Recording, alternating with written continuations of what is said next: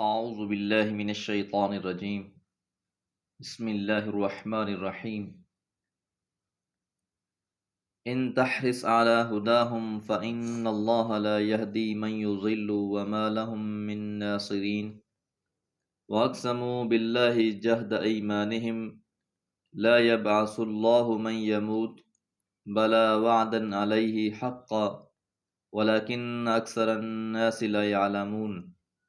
سورہ نحل آیات 37 اور 38۔ ان تحرص علی ہداہم، اگرچہ آپ ان کی ہدایت پر حریص ہیں۔ حریص کے معنی کسی چیز کی شدید تمنا رکھنا، چاہت رکھنا ہوتے ہیں۔ تو یہ پیغمبر علیہ الصلوۃ والسلام کو تسلی دی جا رہی ہے، آپ کو اپنی قوم کی ہدایت کی شدید تمنا ہے کہ یہ تمام کے تمام لوگ اسلام قبول کر لیں۔ کوئی ایک بھی شخص ایسا نہ ہو جو صراط مستقیم سے ہٹا ہوا ہو، کوئی ایک بھی شخص ایسا نہ ہو جس نے جہنم کی راہ اختیار کر رکھی ہو۔ فَإِنَّ اللَّهَ، بس بے شک اللہ تعالیٰ، لا یہدی، ہدایت نہیں دیتے، من یضل، جسے وہ گمراہ کر دیتا ہے، وما لہم، اور نہیں ہے ان کے لیے، من ناصرین، کوئی بھی مددگار۔ تو اللہ تعالیٰ نے قانون بنا دیے ہیں کہ جو لوگ طالب ہدایت ہیں اللہ تعالیٰ ان کو ہدایت دیتے ہیں، لیکن کوئی شخص طلب ہدایت ہی نہیں کرتا بلکہ حق کو واضح ہو جانے کے باوجود اس کا انکار کر دیتا ہے، اور اس کی سب سے بڑی وجہ اس کا تکبر اور عناد، سرکشی ہوتی ہے، تو پھر اللہ تعالیٰ ایسے لوگوں کو ہدایت نہیں دیتا، اور نہ ہی پھر کوئی ایسے لوگوں کا مددگار بنتا ہے۔ اللہ ہدایت انہی کو بخشتا ہے جو اپنی فطرتی صلاحیتیں اس کے لیے استعمال کرتے ہیں اور اس کے طلبگار بنتے ہیں۔ وَأَقْسَمُوا، اور وہ قسمیں کھاتے ہیں، باللہ، اللہ تعالیٰ کی، جہد ایمانہم، پختہ پختہ قسمیں، پکی پکی قسمیں، کہ مشرکین مکہ ایک دوسرے کو یقین دلانے کے لیے قسمیں کھاتے ہیں۔ رسول اللہ صلی اللہ علیہ وسلم خوشخبری سناتے ان لوگوں کو جو لوگ ایمان لانے والے ہیں، اور ڈرا رہے ہیں ان لوگوں کو جو لوگ ایمان نہیں لاتے۔ تو اب جب بھی آپ ایسی باتیں ان کے ساتھ کرتے تو یہ ایک دوسرے کو یقین دلانے کے لیے بڑی بڑی قسمیں کھاتے۔ اب یہ قسمیں کس بات پر کھائی جا رہی ہیں؟ لا یبعث اللہ من یموت، لا یبعث، نہیں زندہ کرے گا، نہیں اٹھائے گا اللہ تعالی، من یموت، جو مر جائے گا، کہ مرنے کے بعد دوبارہ کوئی زندگی نہیں ہے۔ آخرت کی زندگی کے بارے میں یقین، مرنے کے بعد انسان نے جی اٹھنا ہے، یہ ایک ایسا اہم موضوع ہے جو انسان کو صراط مستقیم پر قائم رکھتا ہے، جو انسان کو گناہوں سے روکتا ہے، جو انسان کو برائیوں سے دور کرتا ہے، کہ اس کے ذہن میں یہ بات ہوتی ہے کہ بالآخر ایک روز مجھے اپنے رب کی بارگاہ میں جانا ہے اور اپنے کیے کا مجھے بدلہ ملنے والا ہے۔ تو یہ عقیدہ جتنا پختہ ہوتا ہے انسان اتنا ہی نیک اور صالح ہو جاتا ہے، اور اس عقیدے میں جتنی کمزوری ہوتی ہے انسان اتنا ہی فکر آخرت سے دور ہوتا چلا جاتا ہے۔ تو مشرکین مکہ کا ایک یہ بہت بڑا دھوکہ تھا اپنے لیے بھی اور باقی لوگوں کے لیے بھی، کہ اللہ تعالیٰ نے روز قیامت کسی کو اٹھانا ہی نہیں ہے، مرنے کے بعد کوئی نہیں جی اٹھے گا۔ جس طرح کہ ایک کافر کے بارے میں فرمایا کہ وہ ایک بوسیدہ سی ہڈی اٹھا کر اللہ کے پیغمبر کے پاس لے آیا اور کہا کہ من یحیی العظام وہی رمیم، کہ ان ہڈیوں کو کون پیدا کرے گا یہ تو بوسیدہ ہو چکی ہیں۔ تو جواب میں اللہ تعالیٰ نے کہا کہ اے محمد صلی اللہ علیہ وسلم، آپ فرما دیجئے کہ جس اللہ نے تم کو پہلی بار تخلیق کیا ہے وہ اللہ تمہیں دوبارہ بھی پیدا کرنے پہ قادر ہے۔ بلا، کیوں نہیں، وعدن علیہ حقا، ہم پر یہ وعدہ ہے سچا، ولیکن اکثر الناس، اور لیکن اکثریت لوگوں کی، لا یعلمون، جانتی نہیں ہے۔ تو اللہ تعالیٰ کی طرف سے جواب دیا جا رہا ہے، تردید کی جا رہی ہے اس عقیدے کی جو ان لوگوں نے بنا رکھا تھا کہ مرنے کے بعد کون جی اٹھے گا۔ تو کہا اللہ تعالیٰ نے بلا وعدن علیہ حقا، کہ یہ تو اللہ تعالیٰ پر وعدہ ہے کہ اللہ تعالیٰ نے ہر انسان کو جس کو بھی پیدا کیا ہے روز قیامت زندہ فرمائے گا۔ اور اللہ تعالیٰ کے لیے کوئی بڑا کام نہیں ہے۔ تو ایک طرف تو یہ مشرکین مکہ، خاص طور پہ جو ان کے سرداران ہیں، وہ مرنے کے بعد کی زندگی کے نہ تو خود قائل ہیں اور نہ چاہتے ہیں کہ کوئی اور اس کا قائل ہو جائے، تو یہ بڑے زور و شور سے قسمیں کھا کھا کے اپنے زیر اثر لوگوں کو مطمئن کرنے کی کوشش کرتے ہیں کہ مرنے کے بعد دوبارہ نہیں اٹھایا جائے گا۔ تو اللہ تعالیٰ نے جو بھی وعدہ کر رکھا ہے، بالا وعدن علیہ، تو جو بھی اللہ تعالیٰ پر وعدہ ہے، اللہ نے وعدہ کر رکھا ہے انسانوں کے ساتھ، وہ تو پکا ہے، وہ سچا ہے۔ ان اللہ لا یخلف المیعاد، اللہ تعالیٰ اپنے وعدوں کی خلاف ورزی نہیں کرتا، لیکن اکثریت لوگوں کی اس بات کا یقین نہ رکھنے کی وجہ سے دھوکے میں رہتی ہے۔ اور پھر جب روز قیامت تمام کے تمام انسانوں کو اٹھا دیا جائے گا تو پھر کچھ بھی شبہ باقی نہیں رہے گا۔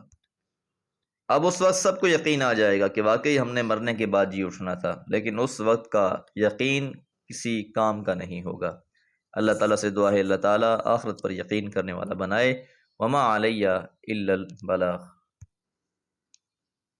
اعوذ باللہ من الشیطان الرجیم، بسم اللہ الرحمن الرحیم۔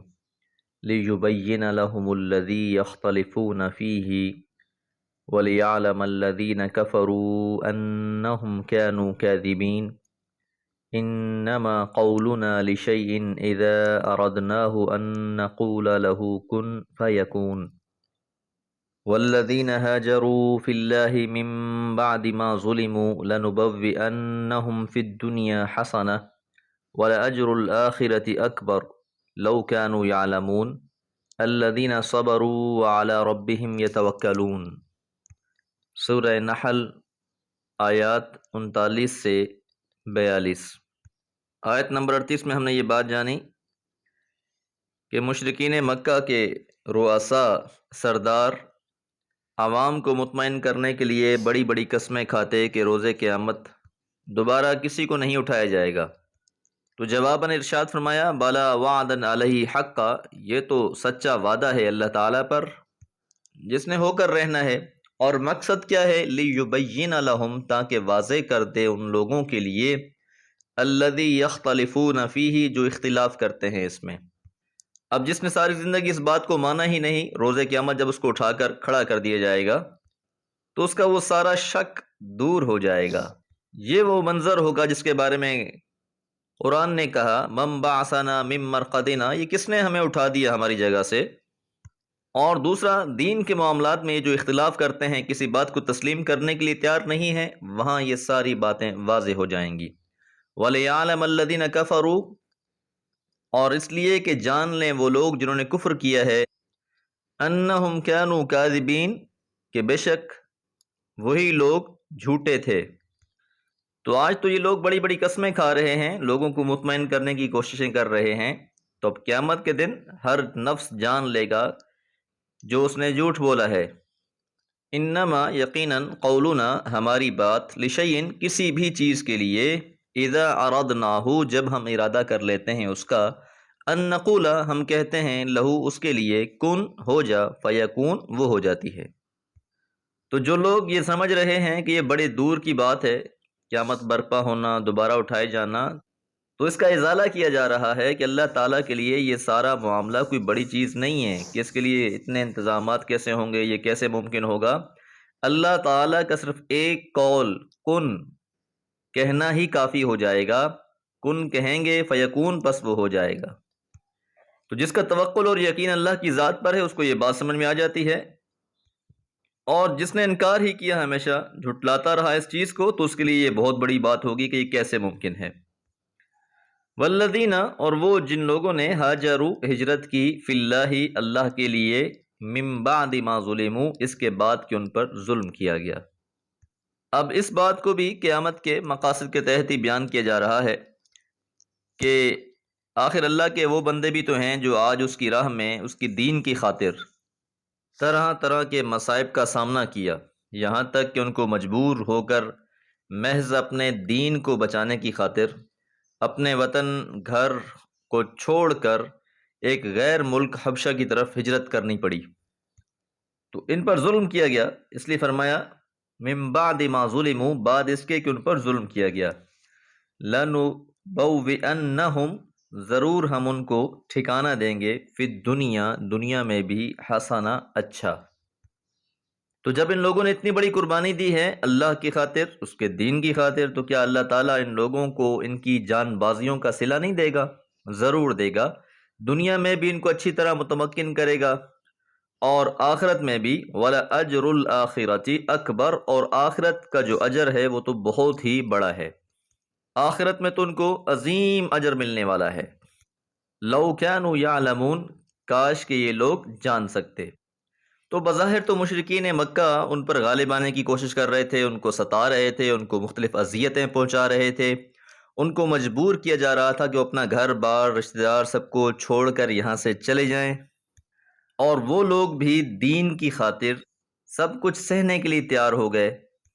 تو حقیقت میں ان کافروں کو اندازہ ہی نہیں ہے کہ جن لوگوں کو وہ محروم سمجھ رہے ہیں انہوں نے دنیا اور آخرت دونوں کی بازی جیت لی ہے، کہ اللہ تعالیٰ دنیا میں بھی ان کو سرفراز فرما دے گا، اور آخرت تو ہے ہی ان لوگوں کے لیے۔ الذین، جن لوگوں نے صبر کیا، وعلی ربہم، اور اپنے رب پر، یتوکلون، وہ توکل کرتے ہیں، بھروسہ کرتے ہیں۔ تو یہ ان مہاجرین کی دوبارہ تعریف ہے کہ انہوں نے اللہ کی راہ میں ہر قسم کے مصائب جھیلے، اس میں بالکل متزلزل نہیں ہوئے، اپنے موقف پر ڈٹے رہے، سزائیں برداشت کرتے رہے، اور جب گھر چھوڑنے کی نوبت آ گئی تو اللہ کے بھروسے پر دامن جھاڑ کر اٹھ گئے، ذرا اس بات کی پرواہ نہیں کی کہ کیا کھائیں گے اور کہاں سر چھپائیں گے، اللہ کی ذات پر توکل کر کے نکل گئے۔ اور پھر کس طرح اللہ تعالیٰ نے ان کو حبشہ میں بھی متمکن کیا، اور اس کے بعد مدینہ میں، اور پھر فتح مکہ، سارا ایک تسلسل ہے جس کی بشارت ان آیات مبارکہ میں موجود ہے۔ اللہ تعالیٰ سے دعا ہے اللہ تعالیٰ ہمیں قرآن مجید سے جوڑے رکھے۔ وما علیہ الا البلاغ۔